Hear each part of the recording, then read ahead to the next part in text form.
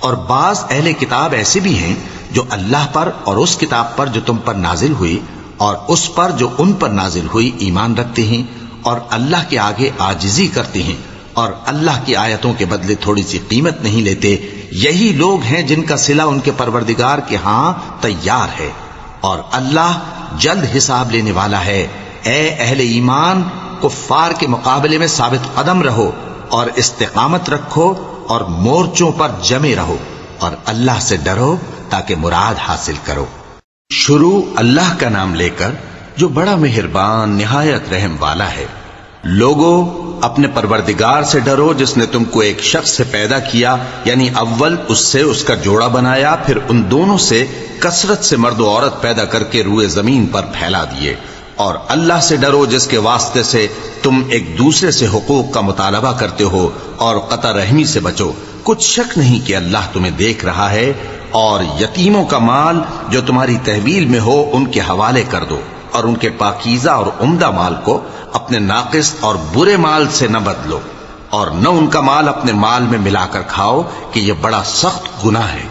اور اگر تم کو اس بات کا خوف ہو کہ یتیم لڑکیوں کے بارے میں انصاف نہ کر سکو گے تو ان کے سوا جو عورتیں تم کو پسند ہوں 2 یا 3 یا 4 ان سے نکاح کر لو.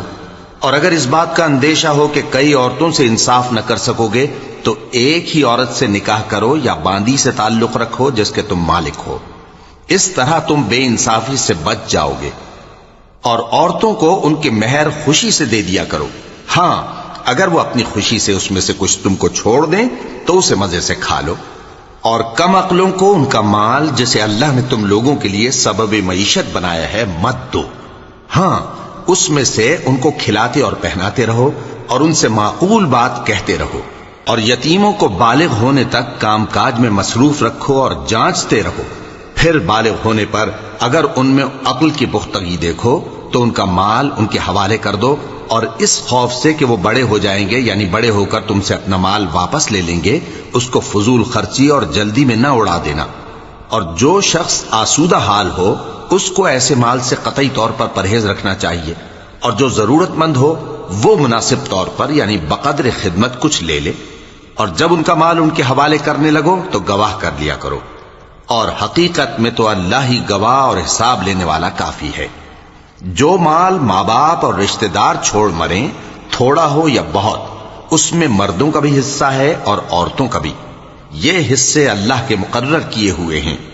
اور جب میراث کی تقسیم کے وقت غیر وارث رشتہ دار اور یتیم اور نادار لوگ آ جائیں تو ان کو بھی اس میں سے کچھ دے دو اور ان سے معقول بات کہو.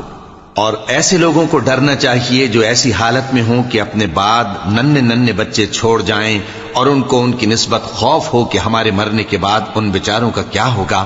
پس چاہیے کہ یہ لوگ اللہ سے ڈریں اور درست بات کہیں.